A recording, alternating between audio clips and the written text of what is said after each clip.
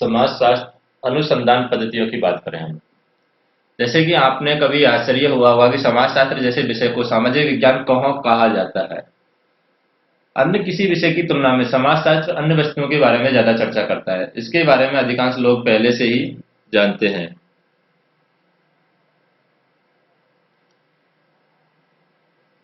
और हम जब एक समाज में रहते हैं या हम पहले से ही समाजशास्त्र की विषय वस्तु, सामाजिक समूह, संस्थाओं, मानकों, संबंधों तथा अन्य के बारे में, अपने अनुभवों के बारे में काफी हद तक जानते हैं,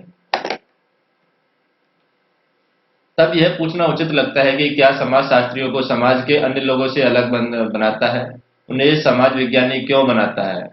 अन्य सभी वैज्ञानिक विषयों की तरह यहाँ भी पद्धतियां और कार्यविधियां महत्वपूर्ण हैं। उनके द्वारा ज्ञान एकत्रित होता है।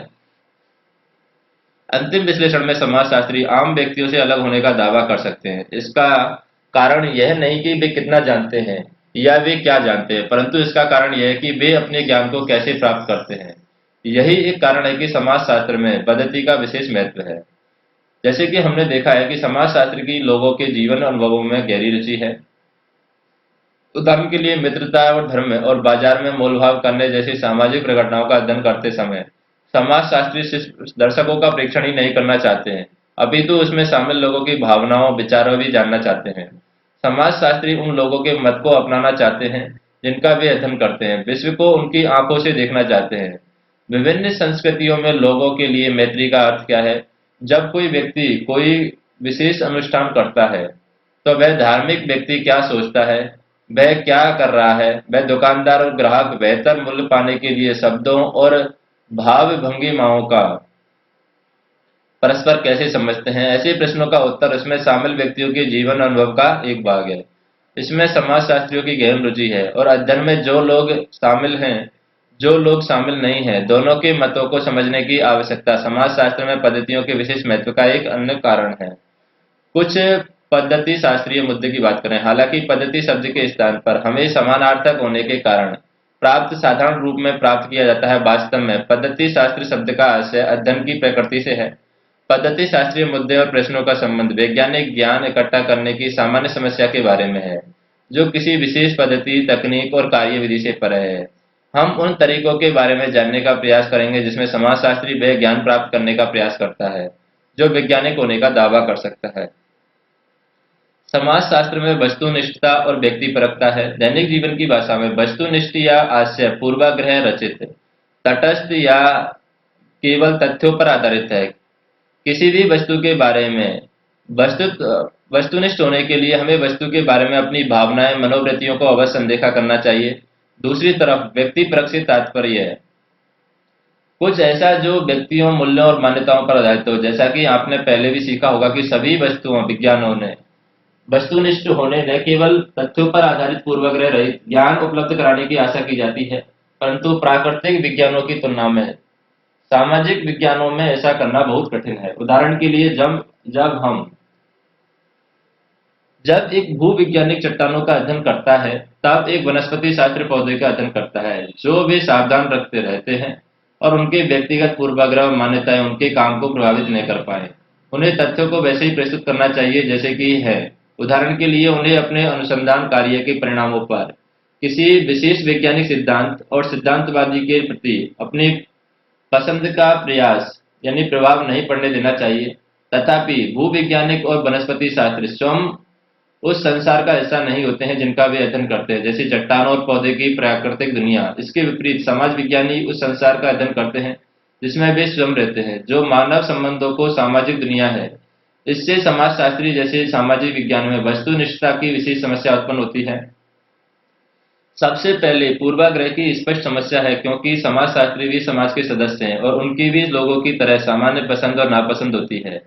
पारिवारिक संबंधों का अध्ययन करने वाला समाजशास्त्री भी स्वयं एक परिवार का सदस्य होता है और उसके अनुभव का उस पर प्रभाव हो सकता है। यहाँ तक कि समाजशास्त्री को अपने अध्ययनशील समूह के साथ कोई प्रत्यक्ष व्यक्तिगत अनुभव न होने पर भी उनके अपने सामाजिक संदर्भों के मूल्यों और पूर्वाग्रह से प्रभावित होने की संभावना रहती है। उदाहरण के लिए अपने से अलग किसी जाति और धार्मिक समुदाय का अध्ययन करने समय समाजशास्त्री समुदाय को कुछ मनोवृत्तियों से प्रभावित हो सकता है जो कि उनके अपने अतीत और वर्तमान के सामाजिक वातावरण में प्रचलित हैं। समाजशास्त्री उन खतरों से कैसे बचते हैं? इनकी पहली पद्धति अनुसंधान के विषय के बारे में अपनी भावनाओं और विचारों को लगातार कठोरता से जांचना। अधिकांश समाजशास्त्री अपने कार्य के लिए किसी बाहरी व्यक्ति के दृष्टिकोण को ग्रहण करने का प्रयास करते हैं। वे अपने आप को अपने अनुसंधान कार्य की दूसरी ओर आंखों में देखने का प्रयास करते हैं। इस तकनीक की स्वयंवाचक या कभी-कभी आत्मवाचक भी कहते हैं। समाजशास्त्री लगातार अपनी मनोवृत्तियों और मतों को स्वयं जांच करते हैं और वह अन्य व्यक्तियों के मतों को सावधानीपूर्वक अपनाते रहते हैं और विशेष रूप से अपने मतों को जो उनके अनुसंधान का विषय होते हैं। आत्मवाचकता का एक व्यवहारिक पहलू किसी भी व्यक्ति के द्वारा किए जा रहे कार्य का सावधानीपूर्वक दस्तावेजीकरण करना है। अनुसंधान पद्धतियों की श्रेष्ठता के दावे का एक हिस्सा सभी कार्यविधियों के दस्तावेजीकरण के साक्ष्य ये सभी स्रोतों के औपचारिक संदर्भ में निहित है और यह सुनिश्चित करता है कि हमारे द्वारा किसी निश्चित निष्कर्ष पर पहुंचने हेतु किए गए उपायों को अन्य अपना सकते हैं और वे स्वयं देख सकते हैं कि हम सही हैं या नहीं। इसमें हमें अपनी सोच और तर्क की दुखों को परखने और पुनः परखने में सहायता मिलती है। तथापि समाजशास्त्री स्वयंवाचक होने का कितना भी प्रयास करें, अवचेतन पूर्वाग्रहों की संभावना सदा रहती है और इस संभावना से निपटने के लिए समाजशास्त्री अपने सामाजिक पृष्ठभूमि के उन लक्षणों को स्पष्ट रूप से उल्लेखित करते हैं जो अनुसंधान के विषय पर संभावित पूर्वाग्रह के स्रोतों के रूप में प्रासंगिक हो सकते हैं। इन पाठकों को पूर्वाग्रह की संभावना से सचेत करता है और अनुसंधान अध्ययन को पढ़ते समय उन्हें मानसिक रूप से उनकी क्षतिपूर्ति करने के लिए तैयार करता है। और इसके उस अनुभाग को आप पुनः पढ़ सकते हैं कि सामान्य बौद्धिक ज्ञान और समाजशास्त्र के अंतर के बारे में चर्चा की गई है। समाजशास्त्र में वस्तुनिष्ठता के साथ एक अन्य समस्या यह तथ्य है कि सामान्यतः सामाजिक विश्व में सत्य के अनेक रूप होते हैं। वस्तुतः विभिन्न लाभ के बिंदुओं से अलग अलग दिखाई देते हैं। इसी कारण से सामाजिक विश्व में सच्चाई के अनेक प्रतिस्पर्धी रूप और व्याख्याएं शामिल हैं। उदाहरण के लिए सही कीमत के बारे में एक दुकानदार और एक ग्राहक के अत्यंत अलग अलग विचार हो सकते हैं। एक युवा व्यक्ति और एक बुजुर्ग व्यक्ति के लिए अच्छे भोजन और इसी तरह से अन्य विषयों के बारे में अलग अलग विचार हो सकते हैं। कोई भी ऐसा सरल तरीका नहीं है जिससे किसी विशेष व्याख्या के सत्य और अधिक सही होने के बारे में निर्णय लिया जा सके और प्राय इन शर्तों के तहत सोचना भी लाभप्रद नहीं होता है। वास्तव में समाजशास्त्र इन तरीकों से जांचने का प्रयास भी नहीं करता है क्योंकि उनकी वास्तविकता रुचि इसमें होती है और लोग क्या सोचते हैं, क्या वे जो सोचते हैं वैसा क्यों सोचते हैं। एक अन्य समस्या स्वयं सामाजिक विज्ञानों में उपस्थित बहुविध मतों से उत्पन्न होती है। सामाजिक विज्ञान की तरह समाजशास्त्र भी एक बहुनिर्देशीय विज्ञान है। इसका अर्थ है कि इस विषय में प्रतिस्पर्धी और परस्पर विरोधी विचारों वाले क्षेत्र विद्यमान हैं। इन सब में समाजशास्त्र में वस्तुनिष्ठता एक बहुत कठिन और जटिल वस्तु बन जाती है। वास्तव में वस्तुनिष्ठता की पुरानी धारणा को व्यापक तौर पर एक पुराना दृष्टिकोण माना जाता है। समाज विज्ञानी अब विश्वास नहीं करते हैं कि वस्तुनिष्ठता और अरुचि की पारंपरिक धारणा सामाजिक विज्ञान से प्राप्त की जा सकती है। वास्तव में ऐसे आदर्श भ्रामक हो सकते हैं। इसका यह अर्थ नहीं है कि समाजशास्त्र के माध्यम से कोई लाभप्रद ज्ञान प्राप्त नहीं किया जा सकता या वस्तुनिष्ठता एक व्यर्थ संकल्पना है। इसका तात्पर्य है कि वस्तुनिष्ठता को पहले से प्राप्त अंतिम परिणाम के स्थान पर लक्ष्य प्राप्ति हेतु निरंतर चलने वाली प्रक्रिया के रूप में सोचा जाना चाहिए। बहुविधि पद्धतियों और पद्धतियों का चयन, क्योंकि समाजशास्त्र में बहुविध सच्चाइयां और बहुविध दृष्टिकोण होते हैं, यह आश्चर्य का विषय नहीं है।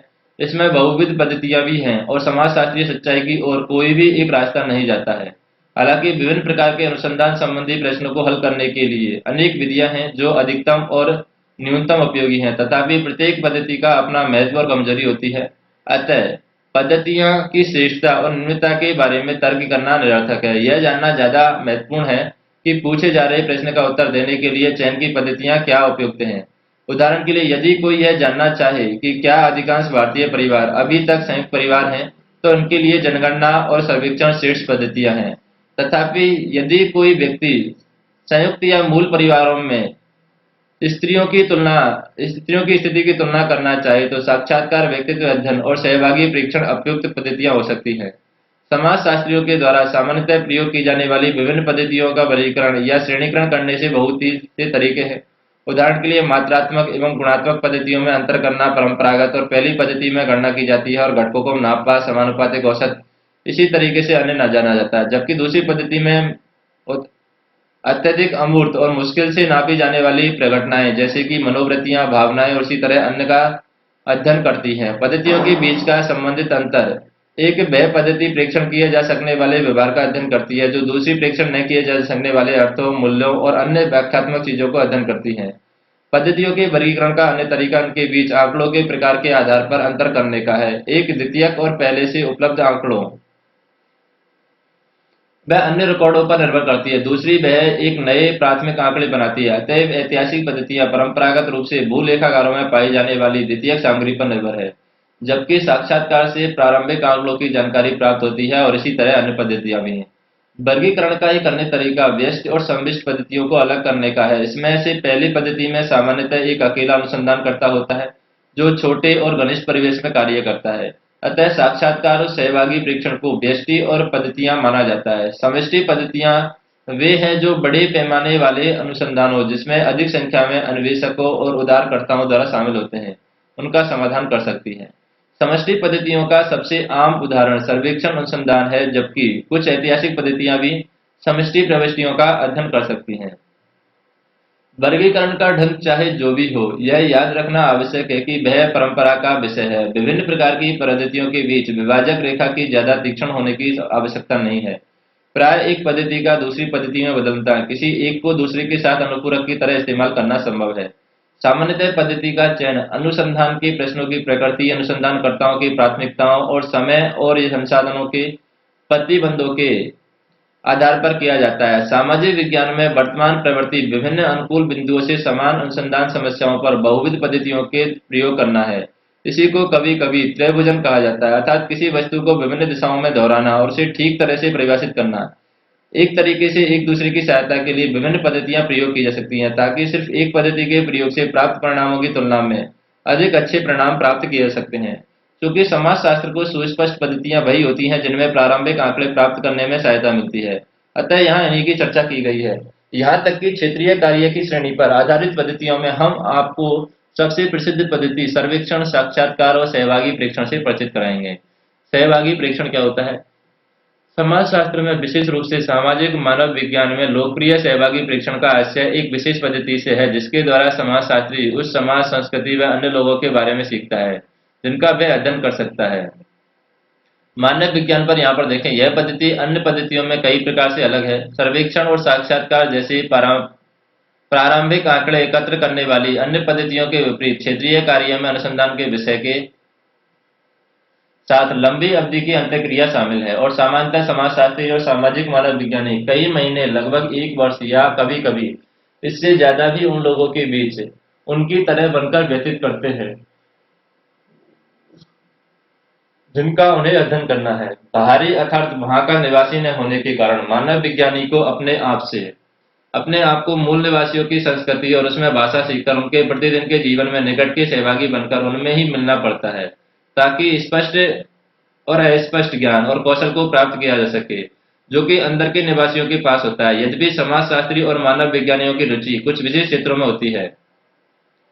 सहभागी प्रेक्षण क्षेत्रीय कार्यों का समग्र लक्ष्य समुदाय के जीने के संपूर्ण तरीके सीखना होता है और वास्तव में यह एक बच्चे के उदाहरण जैसा है जिसमें समाजशास्त्री और मानव विज्ञानी से आशा की जाती है कि वह अपने अपनाए गए समुदायों के बारे में प्रत्येक वस्तु ठीक उसी प्रकार से संपूर्ण तरीके से सीखे जैसे कि एक छोटा बच्चा संसार के बारे में सीखता है।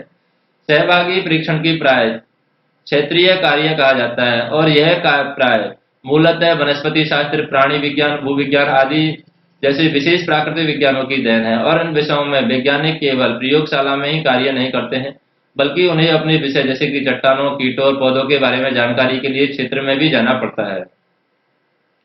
सामाजिक मानव विज्ञान में क्षेत्रीय कार्य की बात करें, यह कठोर वैज्ञानिक पद्धति के रूप में क्षेत्रीय कार्य से मानव विज्ञान को सामाजिक विज्ञान के रूप में स्थापित करने में महत्वपूर्ण भूमिका निभाई जाती है। आरंभिक मानव विज्ञानी आदिम संस्कृतियों में शौकियों पर उत्साही रुचि रखते हैं। वे किताबी विद्वान थे जिन्होंने दूरस्थ समुदायों के बारे में जिनकी उन्होंने कभी यात्रा नहीं की थी, यात्रियों, उपनिवेशकों और औपनिवेशिक प्रशासकियों, सिपाहियों और उन स्थान पर किए गए अन्य व्यक्तियों के द्वारा लिखी गई रिपोर्टों और विवरणों, उपलब्ध सूचनाओं को इकट्ठा और सुव्यवस्थित किया गया है।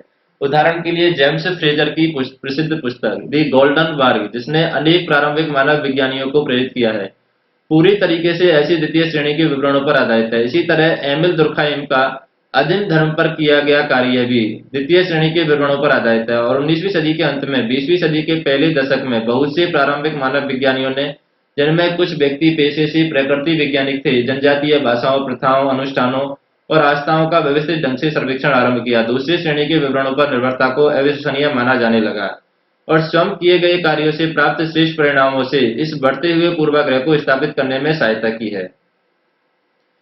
सन 1920 में सहभागी परीक्षण और क्षेत्रीय कार्यों को सामाजिक मानव विज्ञान के प्रशिक्षण और मुख्य पद्धति जिसके द्वारा ज्ञान की प्राप्ति होती है उसका एक अनिवार्य हिस्सा माना जाने लगा है।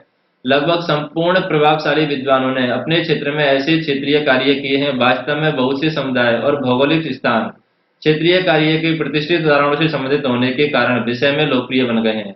वास्तव में सामाजिक मानव विज्ञानी क्षेत्रीय कार्य करते समय क्या करता है?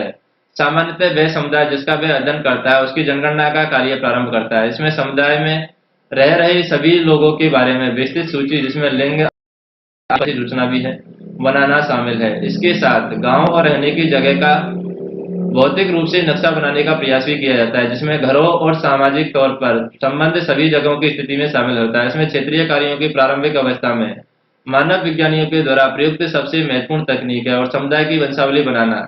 यह जनगणना के द्वारा प्राप्त सूचना पर आधारित हो सकती है, परंतु इसको आगे विस्तार होता है क्योंकि इसके आधार पर प्रत्येक सदस्य का वंश वृक्ष बनना, वहां पर संभव हो सके वंश वृक्ष का पीछे की तरफ विस्तार करना शामिल होता है। उदाहरण के लिए किसी भी परिवार का घर के मुखिया से उनके रिश्तेदार, अपनी बहन, अब उनकी पीढ़ी में भाई बहनों, चचेरे भाई बहनों, के बारे में, तत्पश्चात उनके माता पिता की पीढ़ी में उनके माता पिता, भाइयों बहनों आदि के बारे में, उनके दादा परदादा दादी, उनके भाई बहनों के बारे में आगे इसी तरीके से पूछा जा सकता है।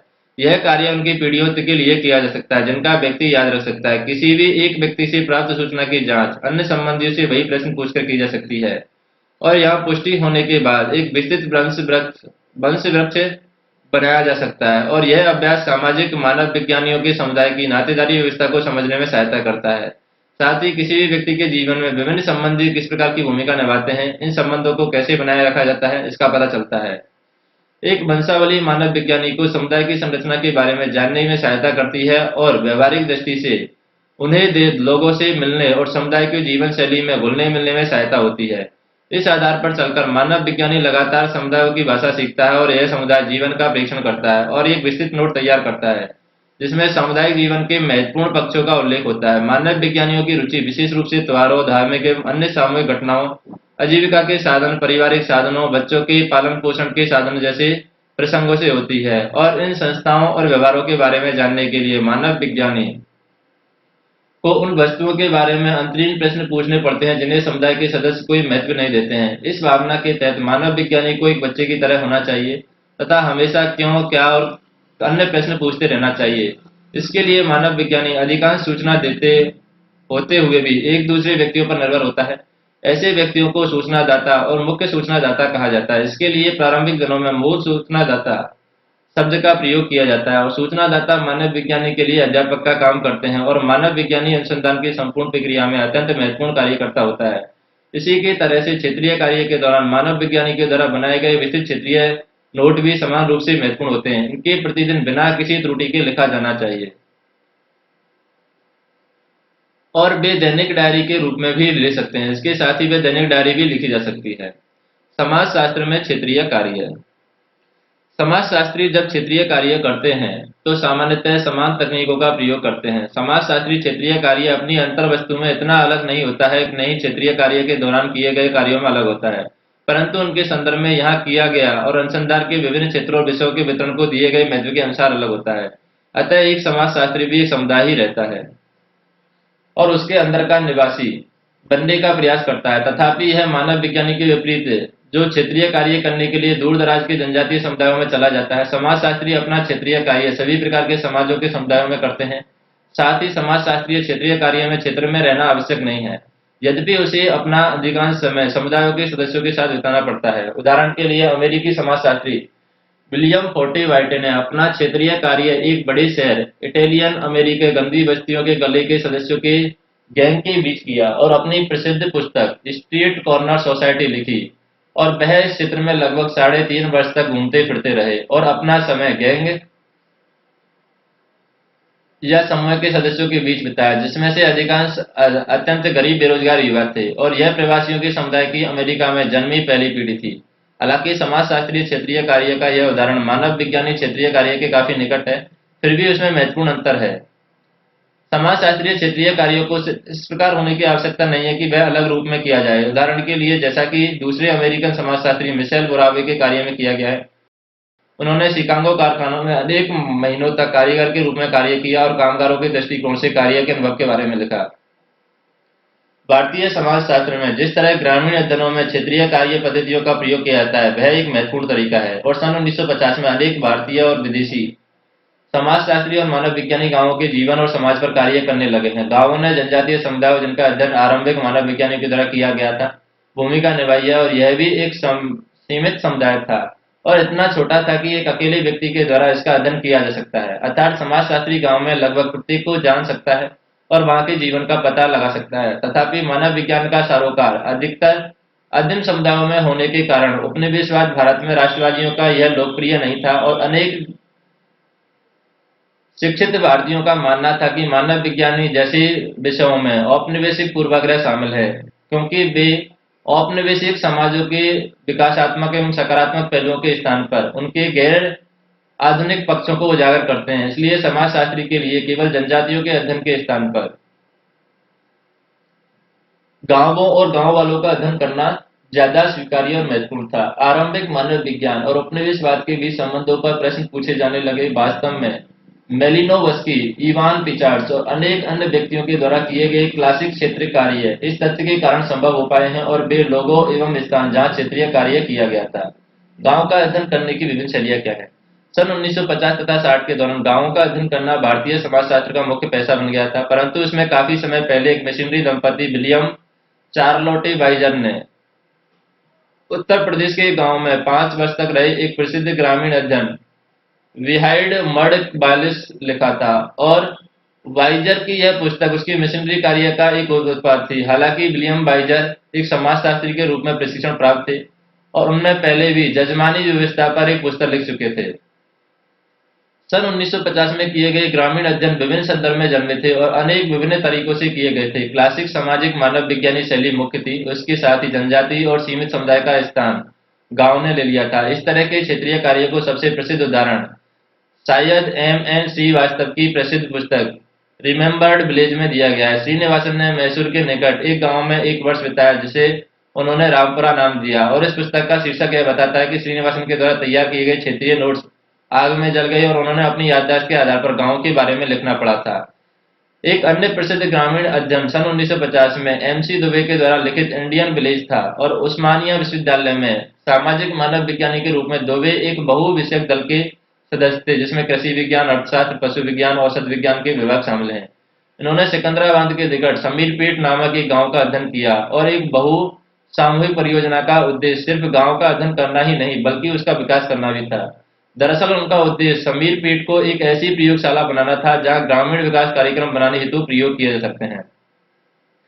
ग्रामीण अध्ययन की एक अन्य शैली 1950 में किए गए कॉर्नेल विलेज स्टडी प्रोजेक्ट में दिखाई देती है। कॉर्नेल विश्वविद्यालय द्वारा प्रारंभ की गई परियोजनाओं में अमेरिकन मनोवैज्ञानिक और भाषाविदों का समूह है, जिन्होंने भारत के पूर्वी उत्तर प्रदेश के अनेक गांवों का अध्ययन किया। ग्रामीण समाज और संस्कृति का बहुविषयक अध्ययन करने की यह अति व्यापकता यानी अति महत्वपूर्ण परियोजना है और इस परियोजना में कुछ भारतीय विद्वान भी शामिल हैं। उन्होंने कई अमेरिकनों को प्रशिक्षण की सहायता दी है और जो बाद में भारतीय समाज के प्रसिद्ध विद्वान बने हैं। औपनिवेशिक साम्राज्यों का हिस्सा थे और यह उन देशों के द्वारा शासित था जहां पश्चिमी मानव विज्ञानी आए थे। तथापि प्रसिद्ध शास्त्रीय कारणों की बजाय गांव पर किए गए अध्ययन इसलिए अधिक महत्वपूर्ण है क्योंकि उन्होंने भारतीय समाजशास्त्र को एक ऐसा विषय उपलब्ध कराया है जो नए स्वतंत्र भारत में अत्यंत रुचिकर है और सरकार की रुचि विकासशील ग्रामीण भारत में थी और राष्ट्रीय आंदोलन विशेष रूप से महात्मा गांधी ग्राम उत्थान कार्यक्रमों में सक्रिय रूप से भाग ले रहे थे। यहाँ तक कि शहरी शिक्षित भारतीय भी ग्रामीण जीवन में अत्यंत रुचि ले रहे थे क्योंकि उनमें से अधिकतर के कुछ पारिवारिक और वर्तमान ऐतिहासिक संबंध गांवों में थे। इनसे बढ़कर गांव ऐसी जगह थे जहां अधिकांश भारतीय रहते थे, अभी भी रहते हैं। उन्हीं कारणों से गांवों के अध्ययन भारतीय समाजशास्त्र का एक अत्यंत महत्वपूर्ण हिस्सा बन गए हैं और ग्रामीण समाज का अध्ययन करने के लिए क्षेत्रीय कार्य पद्धतियां अत्यंत अनुकूल हैं। सहभागी परीक्षण की कुछ सीमाएं। आप पहले भी देख चुके हैं कि सहभागी परीक्षण क्या कर सकता है। इसकी मुख्य ताकत यह है कि यह अंदर के व्यक्तियों के दृष्टिकोण से जीवन की महत्वपूर्ण और विस्तृत तस्वीर उपलब्ध कराता है। यह आंतरिक दृष्टिकोण ही है जो क्षेत्रीय कार्य के लिए दिए गए समय और प्रयास के अत्यधिक निवेश के बदले प्राप्त होता है। अधिकांश अन्य अनुसंधान पद्धतियां काफी लंबे समय के उपरांत क्षेत्र का विस्तृत ज्ञान होने का दावा नहीं कर सकती है, क्योंकि वे सामान्यतः संक्षिप्त और जल्दी में दिए गए क्षेत्रीय दौरे पर आधारित होती हैं। क्षेत्रीय कार्य में प्रारंभिक प्रभावों में सुधार करने की गुंजाइश होती है, जो कि प्राय त्रुटिपूर्ण और पूर्वाग्रहित हो सकती है, और यह अनुसंधानकर्ताओं की रुचि के विषय में हुए परिवर्तनों को जानने और विभिन्न परिस्थितिकी और संदर्भों में प्रभाव जानने में भी सहायता करता है। उदाहरण के लिए, किसी अच्छी फसल के साल में बुरी फसल के साल में सामाजिक संरचना और संस्कृति में विभिन्न पक्षों को जाना जा सकता है। रोजगार और बेरोजगार पद्धतियों का व्यवहार अलग अलग हो सकता है, क्योंकि सहभागी प्रेक्षक क्षेत्र में पूरा समय व्यतीत करता है, इसलिए उन अनेक त्रुटियों और पूर्वाग्रहों से बच सकता है। उनके सर्वेक्षणों, प्रश्नावलियों और अल्पकालीन प्रेक्षणों के द्वारा नहीं बदल सकता। परंतु सभी अनुसंधान पद्धतियों की तरह क्षेत्रीय कार्य में भी कुछ कमजोरियां हैं, अन्यथा सभी समाज विज्ञानी इसी एक पद्धति का प्रयोग कर रहे हैं। अपनी प्रकृति के कारण क्षेत्रीय कार्य में लंबे समय तक चलने वाला और किसी अकेले अनुसंधानकर्ता के द्वारा किया जाने वाला गहन अनुसंधान निहित होता है। अतः यह विश्व के एक छोटे से भाग को अनुसंधान में शामिल कर पाता है। सामान्यतः यह एक अकेला गांव और छोटा समुदाय होता है।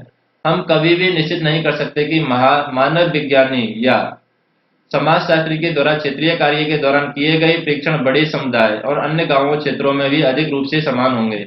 फिर ऐसा अपवाद स्वरूप होता है कि शायद यह क्षेत्रीय कार्य की सबसे बड़ी कमजोरी है। क्षेत्रीय कार्य पद्धति को एक अन्य महत्वपूर्ण सीमा यह होती है कि हमें यह पता नहीं होता कि मानव विज्ञानी की आवाज है या फिर उन लोगों की जिनके बारे में अध्ययन किया गया है। वास्तव में उनका उद्देश्य उन लोगों के मतों को प्रतिनिधित्व माना जाता है जिनका अध्ययन किया गया है, परंतु इनकी सदैव संभावना रहती है कि मानव विज्ञानी के द्वारा चेतन और अवचेतन मन में नोट्स में लिखी गई किन बातों का चयन किया जाता है और वह पाठकों के सामने इसे अपनी पुस्तकों और निबंधों से कैसे प्रस्तुत करता है, क्योंकि हमारे पास मानव विज्ञानी के कथन के अतिरिक्त कोई अन्य रूप उपलब्ध नहीं होता है। अतः उसमें सदैव त्रुटि और पूर्वाग्रह की संभावना बनी रहती है।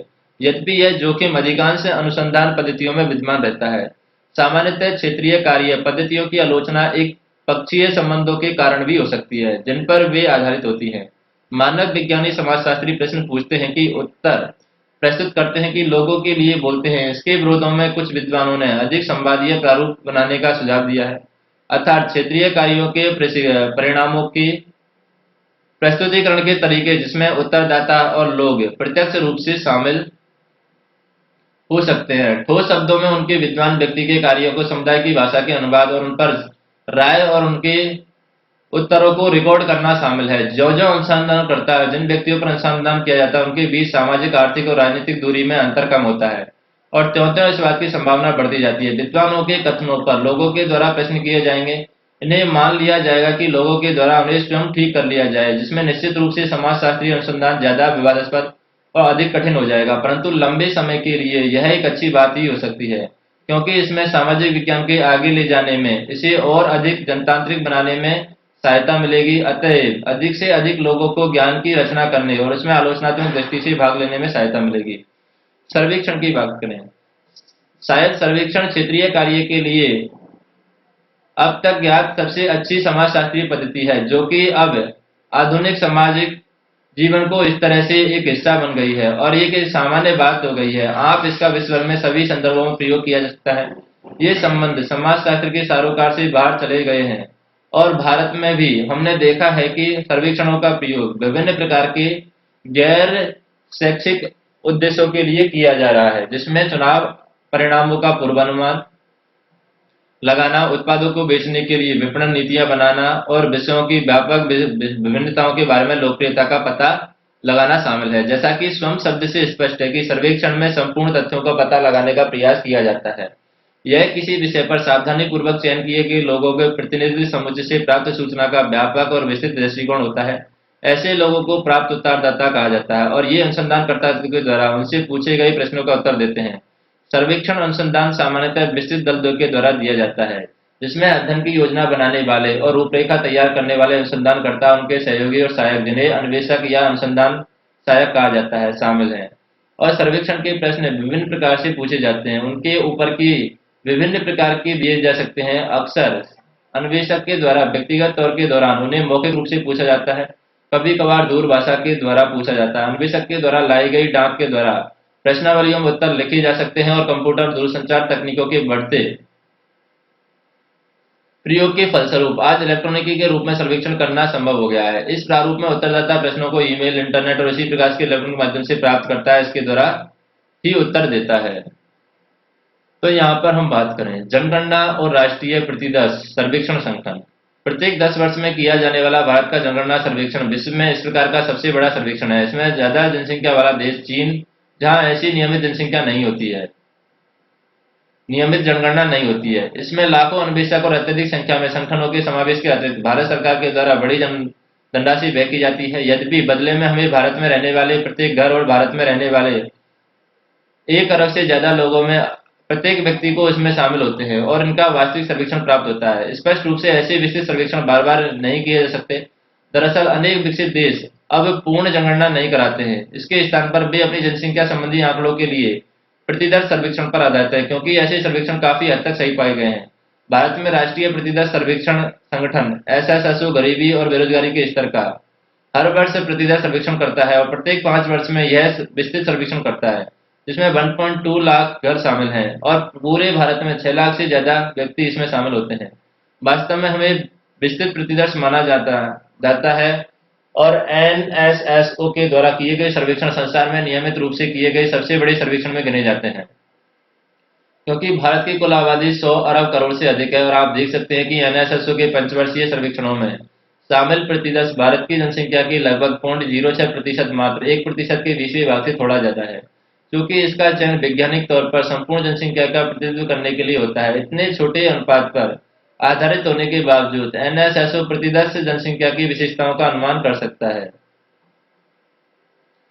सामाजिक वैज्ञानिक पद्धतियों के रूप में सर्वेक्षण का मुख्य लाभ यह है कि इसके द्वारा जनसंख्या के केवल छोटे भाग पर सर्वेक्षण करके इसके परिणामों को बड़ी जनसंख्या पर लागू किया जा सकता है। अतः सीमित समय, प्रयास और धन के निवेश के द्वारा सर्वेक्षण बड़ी जनसंख्याओं के अध्ययन को संभव बनाता है। यही कारण है कि सामाजिक विज्ञान व अन्य क्षेत्रों में यह अत्यधिक लोकप्रिय पद्धति है। सांख्यिकी की शाखा, जिसे प्रतिदर्श सिद्धांत कहा जाता है, इसकी खोजों का लाभ उठाते हुए प्रतिदर्श सर्वेक्षण चयन के मामले में सावधान होने के बावजूद परिणामों का सामान्यीकरण कर सकता है और इस सरल उपाय का एक महत्वपूर्ण कारण प्रतिदर्श का प्रतिनिधित्व है। हम एक दी गई जनसंख्या में प्रतिनिधि प्रतिदर्श का चयन कैसे करेंगे? व्यापक रूप से प्रतिदर्श की चयन प्रक्रिया 2 मुख्य सिद्धांतों पर आधारित है। पहला सिद्धांत यह है कि जनसंख्या में सभी महत्वपूर्ण उपसमूहों को पहचाना जाए। प्रतिदर्श में उन्हें प्रतिनिधित्व दिया जाए। अधिकतर बड़ी जनसंख्या एक समान नहीं होती है, जिसमें भी स्पष्ट उपश्रेणियां होती हैं। इन्हें स्त्रीकरण कहा जाता है। तो नोट करें कि स्त्रीकरण की यह सांख्यिकी धारणा है कि स्त्रीकरण की समाजशास्त्रीय संकल्पना से अलग है, जिसका आपने यहाँ पर अध्ययन किया कि जब भारत की जनसंख्या के बारे में बात करते हैं तो हमें इस बात का ध्यान रखना होगा कि जनसंख्या शहरी और ग्रामीण क्षेत्रों में बटी हुई है, जो कि एक दूसरे से काफी हद तक अलग है। किसी भी एक राज्य की ग्रामीण जनसंख्या पर विचार करते समय हमें इस तथ्य का ध्यान रखना होगा कि यह जनसंख्या विभिन्न आकार वाले गांवों में रहती है और इसी तरह से किसी गांव की जनसंख्या भी वर्ग, जाति, लिंग, आयु, धर्म और अन्य मापदंडों के आधार पर स्वीकृत हो सकती है।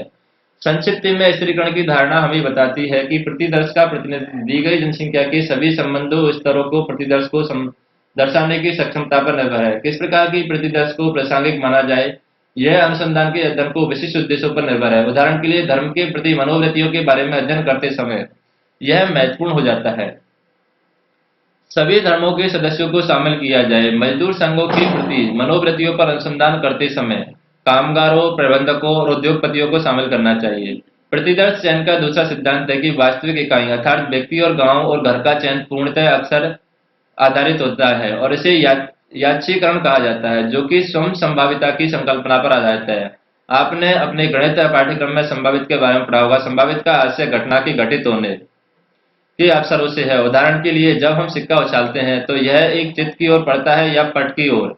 सामान्यतः सिक्कों में चित्त और पट आने के अवसर संभावित लगभग एक समान है, अर्थात प्रत्येक का 50% होता है। वास्तव में जब आप सिक्का उछालते हैं तो दोनों में से कौन सी घटना होती है, चित्त आता है या पट आता है? यह पूरी तरीके से अवसर पर निर्भर करता है, किसी भी बात पर नहीं। इस प्रकार अवसरों की यादृच्छिक अवसर कहा जाता है। तो हम एक प्रतिदर्श को चुनने में समान अवसर का उपयोगिता करते हैं। हम सुनिश्चित करने का प्रयास करते हैं कि प्रतिदर्श में चयन किए गए व्यक्ति और घर और गांव पूर्णतः अवसर द्वारा चयनित होते हैं, किसी अन्य तरह से नहीं। अतः प्रतिदर्श में चयन होना किस्मत की बात है, जैसे कि लॉटरी जीतना। यदि तभी हो सकता है जब यह सच है कि प्रतिदर्श एक प्रतिनिधित्व प्रतिदर्श होता है। यदि कोई सर्वेक्षण दल अपने प्रतिदर्श में केवल उन्हीं गांवों का चयन करता है जो मुख्य सड़क के निकट हो और प्रतिदर्श यादृच्छिक संयोगवश न होकर पूर्वाग्रहित होते हैं। इसी तरह हम अधिकतर मध्यम वर्गीय घरों का या तो जानकर घरों को चयन करते हैं या फिर प्रतिदर्श पुनः पूर्वाग्रहित होते हैं। मुख्य बिंदु यह है कि जनसंख्या से संबंधित स्तरों का पता लगाने के बाद प्रतिदर्श घरों और उत्तरदाताओं का वास्तविक चयन पूर्णतः संयोग के आधार पर होना चाहिए। इसे विभिन्न तरीकों से सुनिश्चित किया जा सकता है। इसे प्राप्त करने के लिए विभिन्न तकनीकों का प्रयोग किया जाता है। इसमें सामान्य रूप से लॉटरी निकालना, पासे फेंकना और उद्देश्य हेतु विशेष रूप से बनाई गई प्रतिदर्श नंबर प्लेटों का प्रयोग, हाल ही में घटकों और संगणकों के द्वारा बनाई गई प्रतिदर्श संख्या शामिल है। एक प्रतिदर्श सर्वेक्षण का चयन कैसे किया जाता है, यह जानने के लिए आइए हम एक ठोस उदाहरण लेते हैं। मान लीजिए कि हम उस परिकल्पना की जांच करना चाहते हैं जिसमें यह कहा गया है कि छोटे आपस में अधिक घनिष्ठता वाले समुदाय बड़े अधिक अव्यक्तिक और समुदायों की तुलना में ज्यादा अंतर सामुदायिक समन्वय की उत्पत्ति करते हैं। सरलता से समझने के लिए आइए मान लीजिए कि हम भारत के किसी एक राज्य के ग्रामीण क्षेत्र में रुचि रखते हैं। प्रतिदर्श चयन करने की सरलतम संभावना प्रक्रिया राज्य के सभी गांवों की उनकी जनसंख्या के साथ सूची बनाने से प्रारंभ होगी और यह सूची जनगणना आंकड़ों से भी प्राप्त की जा सकती है। तत्पश्चात हमें छोटे और बड़े गांवों के मापदंडों को परिभाषित करना होगा। गांवों की मूल सूची में अब हमें सभी माध्यम गांवों जो न तो छोटे हैं न बड़े हैं उनको हटाना होगा। अब हमारे पास गांव के आकार के अनुसार यह संशोधित सूची है। हमारे अनुसंधान संबंधी प्रश्नों के अनुसार हम प्रत्येक स्तर और छोटे और बड़े गांवों को समान महत्व देना चाहते हैं। अतः हमने प्रत्येक स्तर के 10 गांवों को चुनने का निर्णय लिया है और इसके लिए हम छोटे और बड़े गांवों की सूची को क्रम प्रदान करेंगे। प्रत्येक सूची से लॉटरी द्वारा 10-10 गांवों का चयन यादृच्छिक विधि द्वारा करेंगे। अब हमारे पास राज्य के 10 छोटे और 10 बड़े राज्यों का प्रतिदर्श है और हम इन गांवों का अध्ययन यह जानने के लिए प्रारंभ करते हैं कि हमारी प्रारंभिक परिकल्पना सही थी या नहीं। वास्तव में यह अत्यधिक सरल रूपरेखा वास्तविक अनुसंधान अध्ययनों में सामान्यतः अधिक जटिल रूपरेखा होती है जिसमें प्रतिदर्श चयन प्रक्रिया अनेक चरणों में विभाजित होती है। इसमें अनेक स्तर शामिल होते हैं परंतु मूल सिद्धांत समान रहता है और एक लघु प्रतिदर्श का सावधानीपूर्वक चयन किया जाए ताकि यह पूरी जनसंख्या का प्रतिनिधित्व कर सके। तत्पश्चात प्रतिदर्श का अध्ययन किया जाता है। इसमें प्राप्त परिणामों का सामान्यीकरण कर इसे संपूर्ण जनसंख्या पर लागू किया जाता है। वैज्ञानिक ढंग से चयन किए गए प्रतिदर्श को सांख्यिकीय विशेषताएं सुनिश्चित करती हैं कि प्रतिदर्श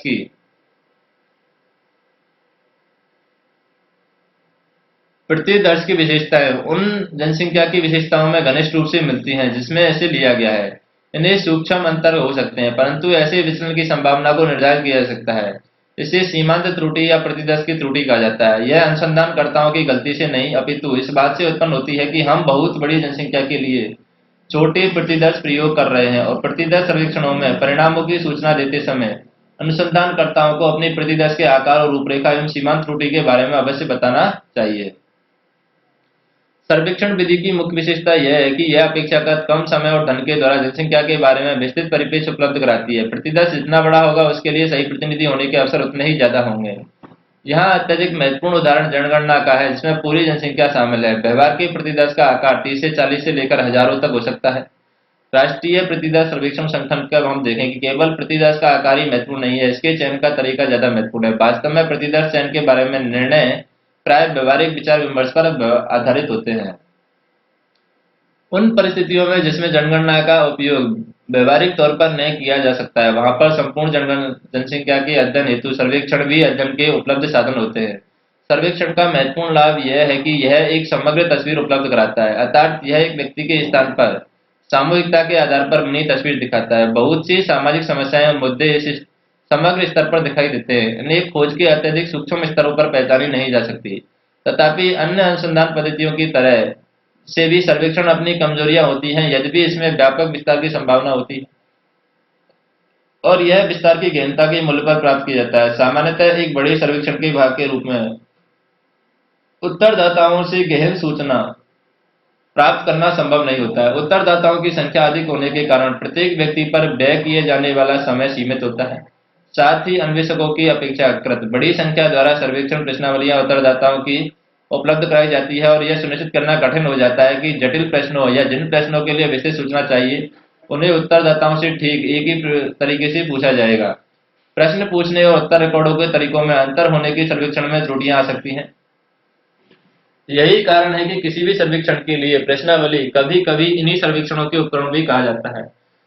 उसकी रूपरेखा सावधानी पूर्वक तैयार करनी चाहिए क्योंकि इनका प्रयोग अनुसंधानकर्ताओं के अतिरिक्त अन्य व्यक्तियों के द्वारा किया जाएगा। अतः उनके प्रयोग के दौरान उसमें त्रुटि के दूर करने और संशोधित करने की बहुत संभावना रहती है।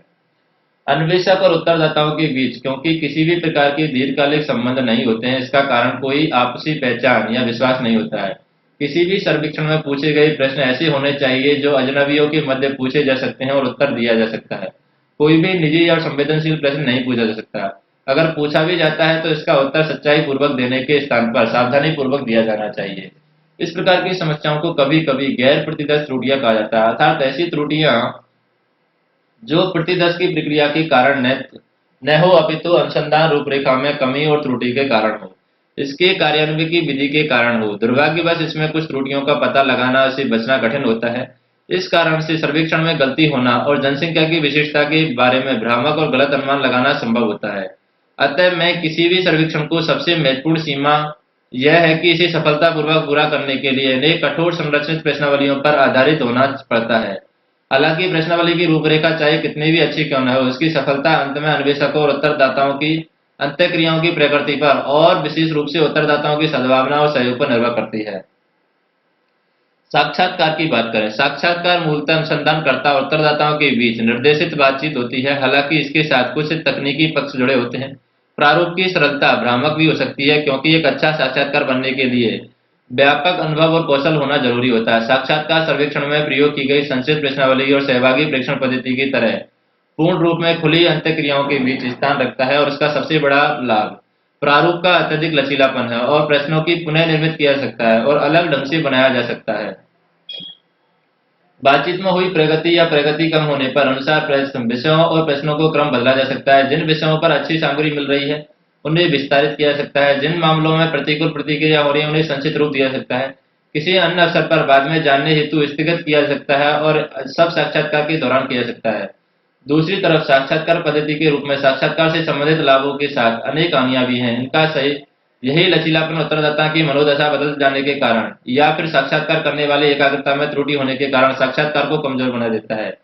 इसी प्रकार इस अर्थ में एक अविश्वसनीय और अस्थिर प्रारूप है। जो यह कार्य करता है, जो बहुत अच्छा करता है, वह असफल होता है और बहुत बुरी तरह से होता है। साक्षात्कार लेने की अनेक शैलियां हैं।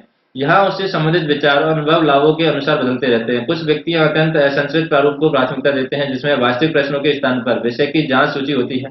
अन्य व्यक्ति उसके संक्षिप्त रूप की वरीयता देते हैं जिसमें सभी उत्तरदाताओं से विशेष प्रश्न पूछे जाते हैं।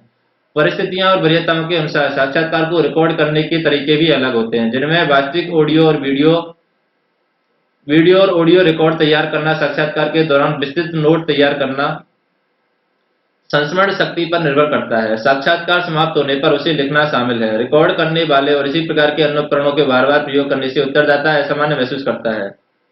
इससे बातचीत में काफी हद तक अनौपचारिकता आ जाती है। दूसरी तरफ जब रिकॉर्ड करने और अन्य व्यापक विधियों का प्रयोग किया जाता है तो कभी कभी महत्वपूर्ण सूचना छूट जाती है, रिकॉर्ड नहीं हो पाती है। कभी कभी साक्षात्कार के समय भौतिक और सामाजिक परिस्थितियां भी रिकॉर्ड के माध्यम को निर्धारित करती हैं। बाद में प्रकाशन के लिए साक्षात्कार को लिखने और अनुसंधान रिपोर्ट के हिस्से के रूप में लिखने का तरीका भी भिन्न हो सकता है। कुछ अनुसंधानकर्ता प्रतिलिपियों की संपादित करना उन्हें स्पष्ट, नियमित, वर्णनात्मक रूप से प्रस्तुत करना पसंद करते हैं, जबकि दूसरे मूल वार्तालाप को यथासंभव वैसा ही बनाए रखना चाहते हैं। इसके लिए वे हर संभव प्रयास करते हैं।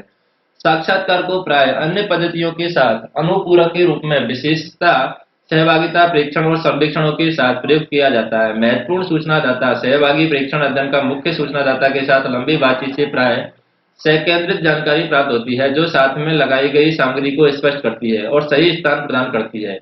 इसी तरह से गहन साक्षात्कारों के द्वारा सर्वेक्षण के निष्कर्षों को गहनता और व्यापकता प्राप्त होती है।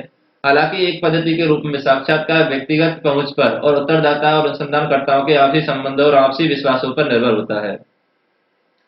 जनगणना क्या होती है? एक व्यापक सर्वेक्षण जिसमें जनसंख्या के प्रत्येक सदस्य के बारे में जानकारी प्राप्त की जाती है। वंशावली क्या होती है? एक विस्तृत वंश वृक्ष जो विभिन्न पीढ़ियों के सदस्यों के पारिवारिक संबंधों को दर्शाता है।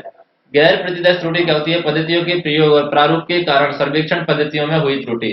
जनसंख्या क्या होती है? जनसंख्या अर्थों में एक बड़ा निकाय है व्यक्तियों, गांवों और घरों इत्यादि का जिसमें प्रतिदर्श का चयन होता है। संभावित क्या होती है सांख्यिकी अर्थ में किसी घटना के घटित होने और न होने की संभावना। प्रश्नावली क्या होती है साक्षात्कार और सर्वेक्षण में पूछे जाने वाले प्रश्नों की लिखित सूची।